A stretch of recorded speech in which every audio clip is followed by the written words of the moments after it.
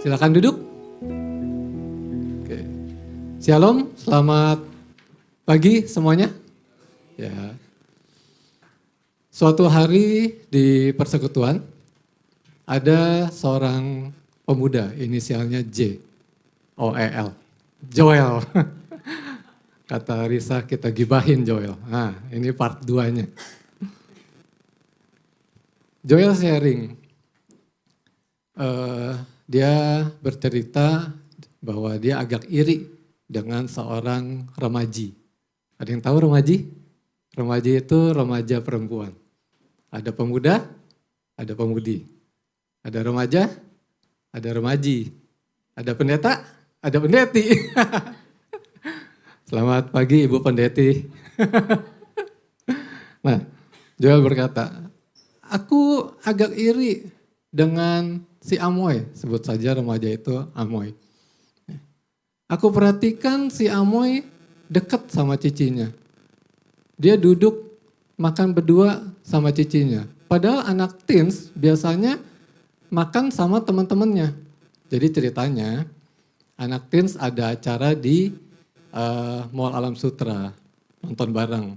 Nah, waktu acara makan di food court, si Amoy ini makannya berdua sama cicinya. Padahal teman-temannya ya makan sama teman-teman gitu. Jadi Joel merasa, oh dekat ya gitu. Terus Joel berkata, benar, 100% benar. Saya sampai cari lagi fotonya. Ada buktinya, ada fotonya. Ingat gak Pak ceritanya? Nggak ingat ya. Udah di atas gocap ya Pak? Nanya kan boleh ya? Nanya boleh kan ya? Iya. Nah, jadi yang setelah Joel bercerita gantian tuh cicinya Amoy yang sharing. Sebenarnya si Amoy duduknya sendirian. Nah, karena saya lihat dia duduk sendirian, saya tarik duduk sama saya. Nah, Amoy itu orangnya introvert. Dia nggak duduk sama cicinya, dia nggak duduk sama teman-temannya. Dia duduk sendirian. Nah, waktu cicinya ngeliat, ditariklah duduk sama cicinya. Jadi bukan karena dia dekat sama cicinya.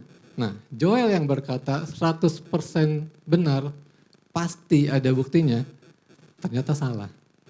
Judul khotbah saya pagi hari ini, 100% sama dengan 100% tanda tanya 3 kali.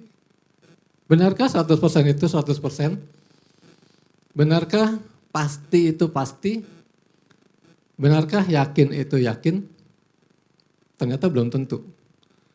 Saya pernah berangkat ke klinik, cuacanya mendung. Cuaca mendung, saya jalan. Di tengah perjalanan, langitnya makin gelap. Anginnya makin kenceng. Ada petir, ada geledek. Dalam hati, wah ini pasti hujan. Pasti bentar lagi hujan. Nggak mungkin enggak. Sampai klinik, terang, panas, nggak hujan. Dulu ada pemuda, bukan Joel pastinya. Dia dituduh mau mencabuli majikan perempuannya. Ada bukti? Ada. Baju sang pemuda. Ada saksi? Ada. Majikan perempuannya. Sah. Ada bukti, ada saksi, bersalah, masuk penjara. Nama pemuda itu adalah Yusuf. Buat yang nggak tahu siapa Yusuf, silakan baca Alkitab. Karena anak zaman now itu banyak yang nggak tahu tokoh Alkitab. Ditanya Yusuf nggak tahu. Ditanya Abraham nggak tahu. Ditanya Abednego nunjuk Pak Andreas.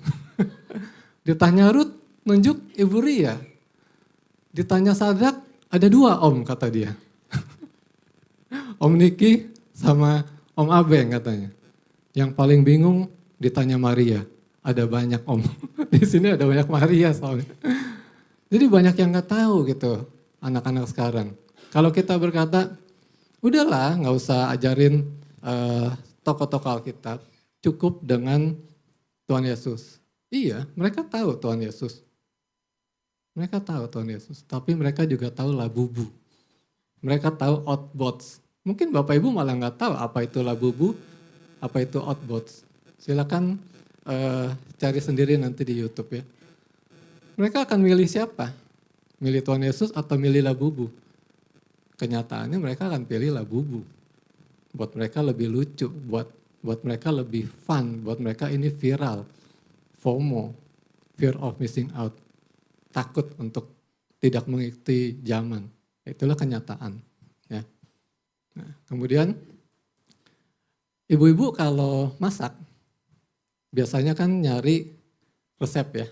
Bisa di Google, bisa di YouTube, dan carinya resep anti gagal. Ya kan? Cari dulu banyak YouTube.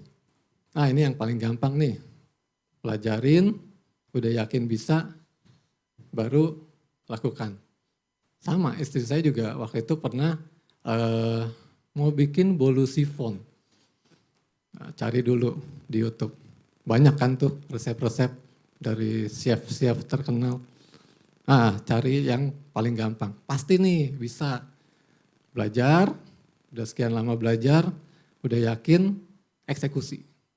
Beli bahannya. Beli bahan, kemudian siapin bahannya. Ternyata susah loh bikin bolu sifon gitu. Coklatnya harus dipanasin lama, itu 15-20 menit baru meleleh. Belum nyiapin adonan lainnya. Udah 1 jam siapin, gagal. Udah yakin gagal. Saya sampai bilang ke dia, saya beliin aja ya di Holland Bakery, 15 menit nyampe nih. 1 jam gagal. Dia langsung protes. Aku kan mau menggali potensi. Gol keberapa? Ayo, gol keberapa? Zaman dulu pemuridan pastor pada tegang, Pak. Lagi khotbah ditanyain gol. Aduh, kalau pastor nggak bisa kan malu ya. Kalau jemaat nggak bisa udahlah gitu. Dulu. Jadi nggak pasti juga, ya kan. Nah kemudian saya mau tanya nih ke Bapak Ibu. Kalau Bapak Ibu dapat WhatsApp ya dari Pak Andreas. Contohnya WhatsAppnya gini. Shalom Bapak Acong, nanti siang datang ke rumah saya. Responnya apa? Atau apa yang ada di dalam pikiran Bapak Ibu? Kalau menurut saya, kebanyakan tuh kaget. Dan ada juga yang takut. Waduh, ada apa nih? Di WhatsApp suruh datang ke rumah. Pasti saya ada salah. Pasti saya mau ditegur. Pasti ada penglihatan tentang saya. Pasti ada penyataan tentang saya. Pasti dan pasti. Saya mau katakan, jangan dipastiin dulu. Sekitar 7 tahun yang lalu, pagi-pagi Pak Andreas WhatsApp saya. Shalom Victor, nanti siang pulang praktek, datang ke rumah saya. Nah, wow. Mirip kan? Mirip kan? Saya jawab, oke Pak. Ya disuruh datang aja, nggak usah banyak mikir kan.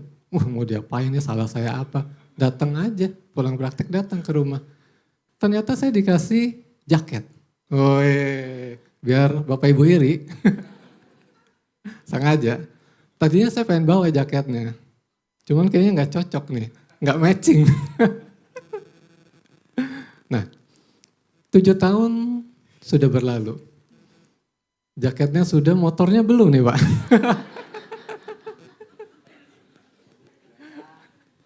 Beda?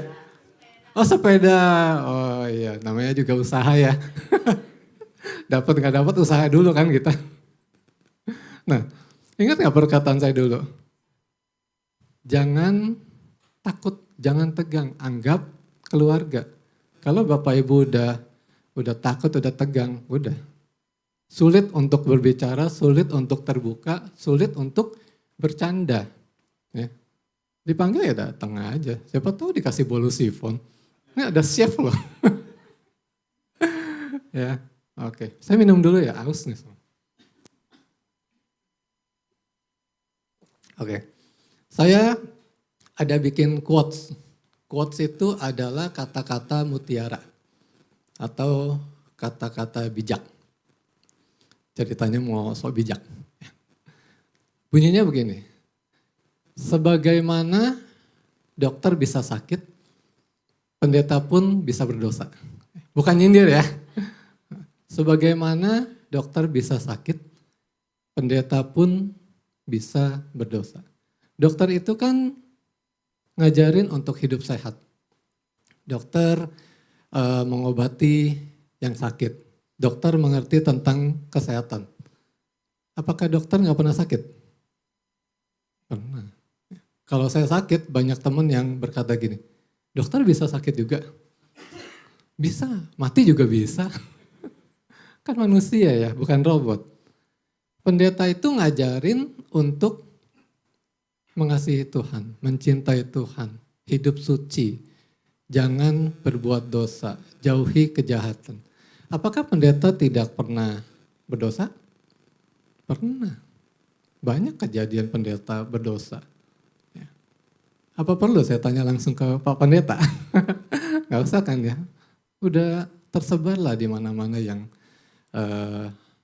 berzina, menceraikan istri, kawin lagi, ya banyak sekali. Ya.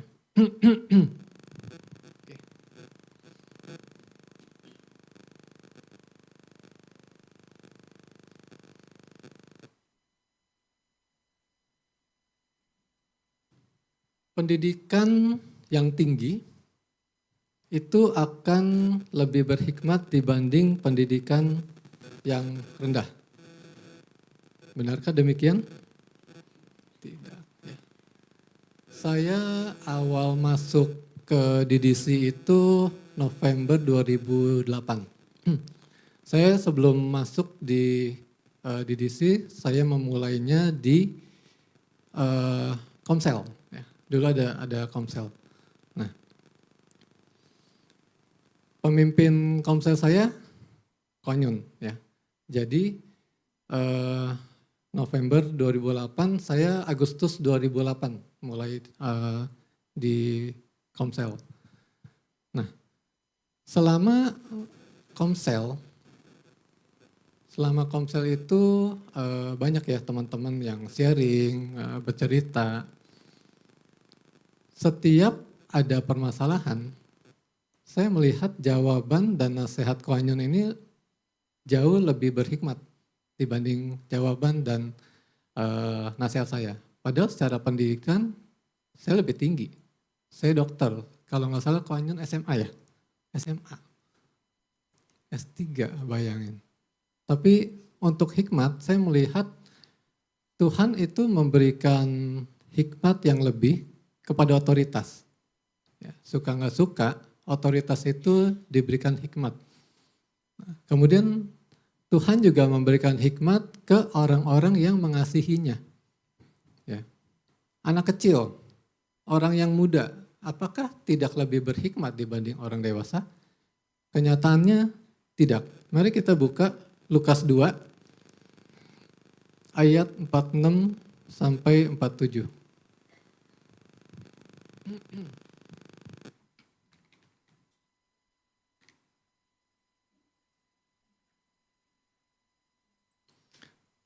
Oh, belum ya. Lukas 2 ayat 46 sampai 47. Sudah ketemu semua? Oke. Kita baca bersama-sama. 3, 2, 1. Sesudah 3 hari mereka menemukan dia dalam bait Allah. Ia sedang duduk di tengah-tengah alim ulama sambil mendengarkan mereka dan mengajukan pertanyaan-pertanyaan kepada mereka. Dan semua orang yang mendengar dia sangat heran akan kecerdasannya dan segala jawab yang diberikannya. Tuhan Yesus umur berapa waktu itu? Ada yang tahu? 12 tahun. Ya. 12 tahun itu sekarang anak kelas 6 SD ya. Nah, 12 tahun anak kelas 6 SD. Masih kecil sekali Tuhan Yesus itu. Dia duduk di mana? Di antara alim ulama. Alim ulama itu pendeta, duduk di antara pendeta. Dan orang-orang melihat bahwa Tuhan Yesus sangat berhikmat. Ya, jadi anak kecil, orang muda, bukan berarti tidak lebih berhikmat dibanding orang yang sudah lebih dewasa. Ya. Kalau kita mengasihi Tuhan, percayalah Tuhan akan memberikan hikmat bagi kita. Ya. Kemudian, orang yang menyesal akan dosanya dan bertobat sungguh-sungguh, pasti akan menangis. Benarkah demikian? Saya punya pasien, kita sebut saja namanya Dwi. Ya. Dwi itu seorang laki-laki, umur sekitar 20-an tahun. Suatu hari itu Dwi datang ke klinik saya. Duduk, langsung begini. Dia menangis. Dia berkata, "Dok, saya menyesal." Sambil menangis nih. "Saya kapok. Saya nggak mau lagi, Dok." Saya tanya, ngobrol kayak gitu. Singkat kata si Dwi ini, dia main perempuan. Dia terkena GO, gonore, penyakit kelamin. Akhirnya ya saya obatin. Saya suntik, saya kasih obat, dan saya nasihatin supaya main lagi. Oh salah ya, supaya jangan main lagi. Kalau main lagi kan bahaya. Supaya jangan main lagi, oke, selesai, dia pulang. Sebulan kemudian, Dwi datang lagi. Kali ini sambil cengengesan. "Kena lagi, Dok." Biasalah, namanya anak muda. Gitu. Ya udah, obatin lagi. Nasehatin lagi, selesai. Sebulan kemudian lagi, Dwi WA saya, "Dok, ada di mana? Udah di klinik belum? Saya mau berobat." "Kena lagi, Dok." 3 kali. Oke, akhirnya Dwi datang, saya obatin, saya nasehatin lagi. Setelah itu Dwi nggak datang lagi. Dalam pikiran saya, wah akhirnya nih orang bertobat juga. Kemarin Dwi datang lagi setelah 2 tahun. Dia datang, dia duduk. "Dok, saya udah 2 tahun kan nggak datang ke sini." "Aman, Dok, saya pakai kondom," katanya. "Masalahnya, Dok, kemarin pas saya main, kondomnya robek."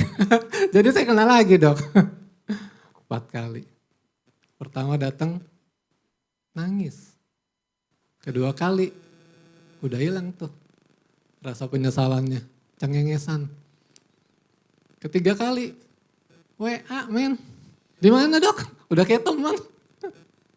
Keempat kali, dia merasa udah aman. Udah pasti nih aman. Ternyata nggak aman juga tuh. Kalau seseorang bertobat, walaupun dia menangis, tapi dia tidak dari hati, hanya lip service, nggak ada artinya. Oke.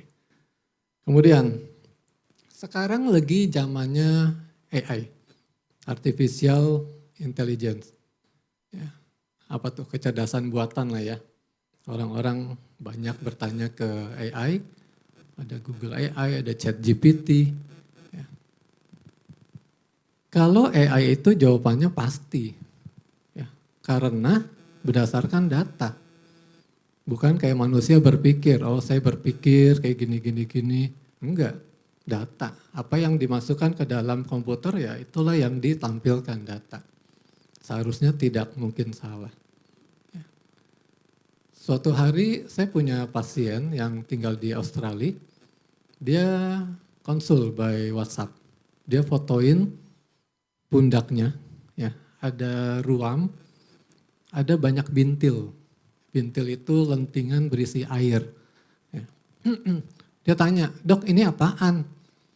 Ya, saya tanya secara detail dan saya menyimpulkan, oh ini dermatitis. yaitu peradangan kulit. Ya, saya jelaskan ke dia, kemudian saya kasih resep, ya, obat minum dan salep. Sejam kemudian pasien saya ini WhatsApp lagi ke saya. Dok, tadi saya ketemu teman saya tanya ke AI, jadi di foto ya ruamnya ditanya ke AI.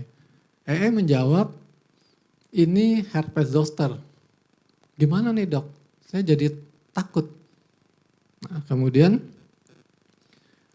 karena dia takut, dia berobat lagi ke dokter di Australia, ya dokter keluarga dia.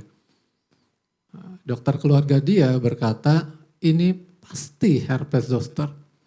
Saya sudah pengalaman ratusan pasien menangani hal seperti ini, dan ini pasti herpes zoster. 2-1 ya. Saya bilang dermatitis, dia bilang herpes, AI bilang herpes. Ini dokter senior dan udah mau pensiun, pengalamannya udah puluhan tahun. Ruamnya ini di swab. Kalau di luar negeri lebih ini ya, lebih strict. Di swab langsung periksa ke lab, laboratorium untuk diagnosis pasti. Kalau positif ya udah pasti herpes. Kalau negatif ya bukan herpes, aman. Ya. Nah dokternya sambil menunggu 2 hari ini diberikan obat herpes. Nah pasien saya juga jadi minum 2 obat nih, 1 obat buat dermatitis, 1 minum obat buat herpesnya. 2 hari kemudian pasien saya WA lagi ke saya. Dok, hasil labnya udah keluar dan hasilnya negatif. Jadi bukan herpes. AI bisa salah. Pengalaman ratusan pasien bisa salah. Jangan mengandalkan pengalaman, andalkan Tuhan. Ya. Yang namanya pasti, yakin, pasti, aman gitu. Itu punya efek samping yang namanya kesombongan. Dulu waktu saya koas bagian saraf itu merupakan bagian yang sangat sulit. Udah sangat sulit, dosennya ini dosen killer, namanya Dr. Is. Ya, banyak sekali teman-teman senior yang gak lulus di bagian ini. Jadi saya belajar dengan sungguh-sungguh. Bagian saraf ini dilewatin selama 5 minggu. Ya. Selama 2 minggu pertama, wah saya aman. Setiap ditanya bisa. Setiap disuruh pemeriksaan bisa. Gak ada masalah. Pernah suatu kali visit nih. Visit itu dokter mengunjungi pasien. Untuk periksa. Dokter Is jalan di depan, 10 koas kayak kurcaci jalan di belakangnya. Dik. Ya. Kemudian di depan pasien, di depan para perawat, Dokter Is tanya, kasih pertanyaan. Apa itu muntah proyektil? Ditunjuk. Kamu? Teman saya jawab. Salah. Tunjuk lagi. Kamu? Yang lain. Salah. Kamu, salah. Orang keempat dia tunjuk saya. Kamu, langsung dianulir. Jangan, kamu terakhir. Kamu. 9 orang ditanya, salah semua. Terakhir. Victor, saya jawab, tak. Benar. Kalau Bapak Ibu jadi saya, bangga enggak? Pasti bangga dong ya, jangan kita munafik, kemuliaan hanya bagi Tuhan, saya siapa sih gitu. Enggak lah, pasti ada rasa bangga. Bapak Ibu ditanya sama Pak Andreas, semuanya salah cuma 1, Bapak Ibu yang benar, pasti ada bangganya, nggak mungkin enggak lah. Ya. Betul kita mengembalikan kemuliaan ke Tuhan, tetapi pasti ada rasa bangga itu. Saya juga seperti itu. Ya. Wah, di depan pasien, di depan perawat, 10 orang cuma saya yang bisa. Aman. Teman-teman saya yang udah lewat bagian saraf, sama senior-senior yang udah lewat bagian saraf, bilang gini ke saya, Tor, siapa anak kesayangan di siklus ini? Anak kesayangan? Nggak tahu gua. Yang ditanya terakhir, oh itu gua. Lu anak kesayangan, lu pasti dapat A. Nggak pernah anak kesayangan dapat nilai bukan A. Wah, dalam hati saya, A udah di tangan, aman, pasti lewat, aman tentram. Masalah muncul di minggu ketiga. 10 orang koas itu ada 4 tempat yang harus diawasi. Ya. Jadi 2 orang, 3 orang, 3 orang. Saya dengan teman saya berdua doang, namanya Rian. Minggu ketiga itu Rian telepon saya pagi-pagi. Victor, gue datang terlambat, tolong kasih tahu dokter Is. Oke, saya bilang. Nah, saya jaga di Bangsal, jadi saya harus memberitahu ke teman saya yang di Poli. Nah, saya bilang ke teman saya yang Poli, Rian datang terlambat, tolong kasih tahu dokter Is. Sejam kemudian baru Rian datang menghampiri saya, dia tanya, Tor, kalau nggak kasih tahu dokter Is kalau gue datang terlambat? Loh, udah gue udah kasih tahu anak Poli. Anak Poli bilang enggak. Langsung saya hubungin teman-teman di Poli. Nah, ini ada miskomunikasi nih. Mereka bilang enggak. Antara saya udah ngomong tapi mereka enggak dengar, atau jangan-jangan saya lupa ngomong. Ya, ada miskomunikasi. Oh ya udah, saya bilang ke Rian, gue ke depan deh ke Poli, mau lapor ke dokter Is. Rian cegah, Rian bilang, nggak usah, dokter Is bilang nggak usah. Oh, dalam hati saya berpikir ini kan masalah sepele lah, cuma datang terlambat, miskomunikasi. Ya udah nanti deh pas siang pulang absen, nanti saya menghadap ke dokter Is. Siang waktu absen pulang, dokter Is ternyata udah pulang. Besok paginya, ya udah besok pagi lah saya pikir menghadap dokter Is waktu absen pagi. Waktu absen pagi, saya baru masuk ke dalam Poli mau absen. Dokter Is sudah langsung marah besar, saya dibentak-bentak. Saya sampai bengong gitu. Kenapa? Saya langsung minta maaf sama dokter Is. Dok, maaf gitu. Ini ada miskomunikasi, saya jelaskan. Dokter Is nggak mau tahu sama sekali. Itu minggu ketiga. Sampai minggu kelima, saya dicuekin. Sama sekali nggak dianggap ada sama dosen saya. Bahkan sampai hari terakhir saya di koas saraf, 10 orang koas salaman berterima kasih perpisahan sama dokter Is. Dia begini sama saya. Dia nggak mau lihat sama sekali. Saya berpikir ini aneh banget gitu. Yang terlambat kan bukan saya. Yang terlambat teman saya. Terlambat juga cuma 1 jam, bukan terlambatnya parah. Ini kan cuma miskomunikasi, cuma masalah sepele. Kenapa sampai seperti ini gitu? Dari anak kesayangan jadi anak buangan. Dari A di tangan, lulus aja sekarang belum tentu. Dan masalahnya lagi, kalau udah lewatin bagian kita nggak tahu ini lulus atau tidak. Sampai lewatin semua bagian selama 2,5 tahun. Jadi ngegantung nih status saya 2,5 tahun itu, saya lulus nggak sebenarnya. Ya. Dulu waktu zaman pemuridan, saya dibukakan, oh ini ujian kenaikan level. Kan kalau ada masalah katanya naik level ya.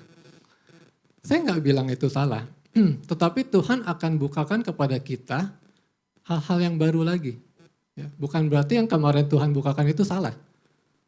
Hal yang baru akan Tuhan bukakan terus lewat kejadian tersebut. Ya, bisa aja minggu depan Tuhan bukakan hal yang lain lagi kepada saya. Nah, saat ini Tuhan bukakan itu kesombongan. Mari kita buka 1 Korintus 10 ayat 12.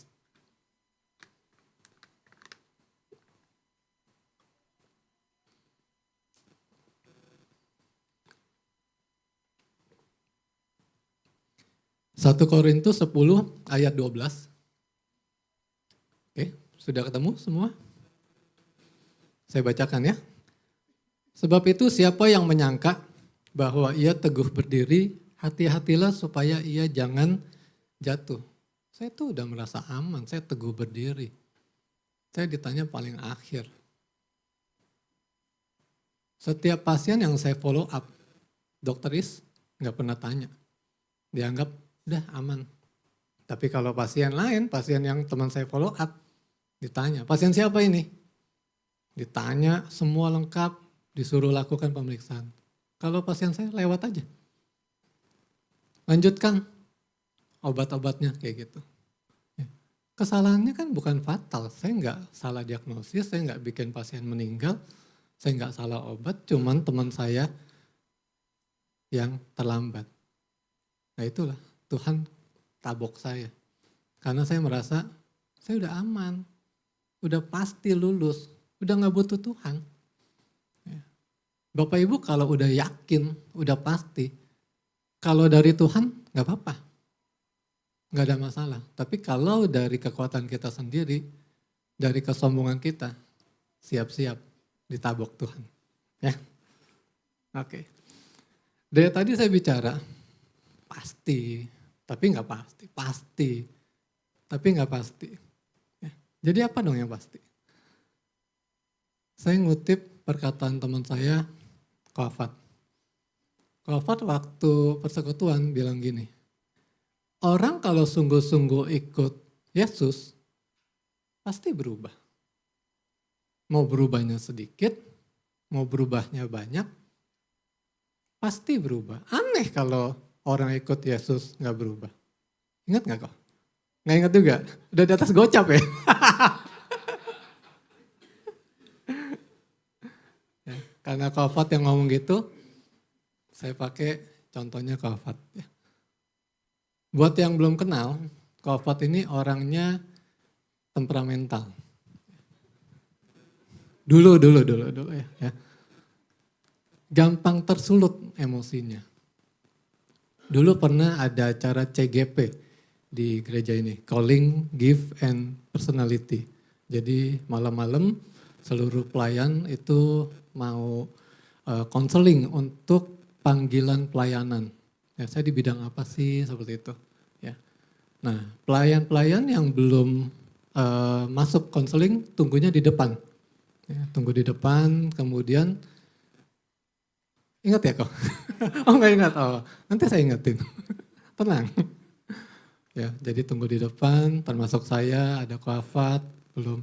Nah malam itu Kofat tanya ke salah satu pelayan. Saya nggak tahu tanyanya apa, tapi pelayan itu menjawabnya ketus, ngeselin. Kofat langsung marah, langsung kursi melayang. Saya nggak tahu dah itu kursi dilempar atau ditendang. Yang pasti melayang, marah. Terus Kofat pulang. Setelah itu Kofat kena disiplin. Saya lupa 2 atau 3 bulan tidak boleh melayani. Syukurin. Tapi itu dulu ya. Tapi sekarang Kofat itu berubah. Ya, tidak mudah emosi, nggak temperamental, lebih sabar, nggak mudah terpancing. Bahkan istri sama mana anaknya? Oh anaknya ini. Sama anaknya udah berani negur. Bahkan anaknya lebih galak katanya dari Kofat. Si Casey udah ketawa-ketawa, enggak kok, enggak. Nah, orang pasti berubah ya. Kofat jualan boleh besi. Tapi hatinya bulu sifon, lembut. Jangan bulu marmer. Bulu marmer itu teksturnya agak kasar. Saya kalau udah ngomong makanan, berarti saya udah lapar nih. Kalau saya udah lapar, korba udah mau habis nih Pak. Nah, apalagi yang pasti? Oke, kita buka Yohanes 14 ayat 6. Ya, ini ayat yang udah sangat populer. Mungkin Bapak Ibu juga udah hafal kali. Udah ketemu semua? Yohanes 14 ayat 6. Oke, saya bacakan ya. Kata Yesus kepadanya, akulah jalan dan kebenaran dan hidup. Tidak ada seorang pun yang datang kepada Bapa kalau tidak melalui aku. Saya punya ponakan, namanya Yel, anaknya Vina, buat yang belum tahu. Yel itu manggil saya Ityo. Kita belajar panggilan ya. Kalau saudara dari mama panggilannya Ii. Ya. Nah karena saya suami dari ini Ii, jadi saya dipanggil Itio. Ya. Iel panggil saya Itio. Saya kalau tanya ke Iel, Itio itu dokter bukan? Iel pasti akan jawab, bukan. Padahal dia tahu saya dokter. Nah, apakah karena Iel berkata saya bukan dokter, maka saya bukan dokter? Apakah karena Iel tidak percaya, tidak mengakui saya sebagai dokter, maka saya bukan dokter? Saya tetap dokter. Ya. Kalau saya bilang ke Pak Andreas, saya nggak percaya Pak Andreas pendeta sebelum saya lihat ijazahnya. Jangan-jangan palsu. Ini bisa kan? GB Battle mau mengakui, saya nggak mengakui sebelum saya lihat ijazahnya. Apakah Pak Andreas bukan pendeta? Tetap pendeta. Ya. Tuhan Yesus dikatakan juru selamat. Ya. Banyak orang nggak percaya Tuhan Yesus juru selamat. Banyak orang tidak mengakui Tuhan Yesus juru selamat. Apakah berarti Tuhan Yesus bukan juru selamat? Tetap juru selamat. Ya. Saya nggak punya yang kecil ya. Oh ya udah. Kita sering dengar lah ya bahwa Yesusnya masih di luar nih. Saya nggak bilang itu salah. Tapi ada sesuatu yang Tuhan bukakan ke saya. Ya. Ada yang kecil nggak ya? Permen ada? Nggak ada? Oke, biar gampang. Oke, thank you. Ya. Kita ngundang nih Tuhan Yesus. Ya. Tuhan Yesus, masuklah ke dalam hatiku. Ya, ini Tuhan Yesus masuk. Masuk Tuhan Yesusnya, tapi cuma jadi jimat. Ya. Kebanyakan seperti itu, bukan Tuhan Yesusnya ada di luar. Tuhan Yesusnya masuk. Cara kita ngundang Tuhan Yesus gimana sih? Nggak harus mandi kembang 7 rupa kan? Buka hati, terima Tuhan Yesus. Dengan hati, percaya, dengan mulut mengakui, maka Tuhan Yesus masuk. Masalahnya kita cuma jadikan Tuhan Yesus jimat, masuk. Kalau ini ruangan hati kita, ya, Tuhan Yesus masuk nih ke dalam hati kita. Tuhan Yesusnya cuman di pojokan aja, nggak diberikan kuasa. Kita yang maju, kita yang berperang. Tapi kalau kita udah nggak bisa, kita udah kepepet, baru kita cari backingan kita. Tuhan Yesus jadi backingan di dalam hati kita. Ya, kita pilihnya mau seperti apa. Ya. Oke, sekali Yesus, selamanya Yesus. Amin. Tuhan Yesus memberkati. Saya minta Konyun tutup dalam doa.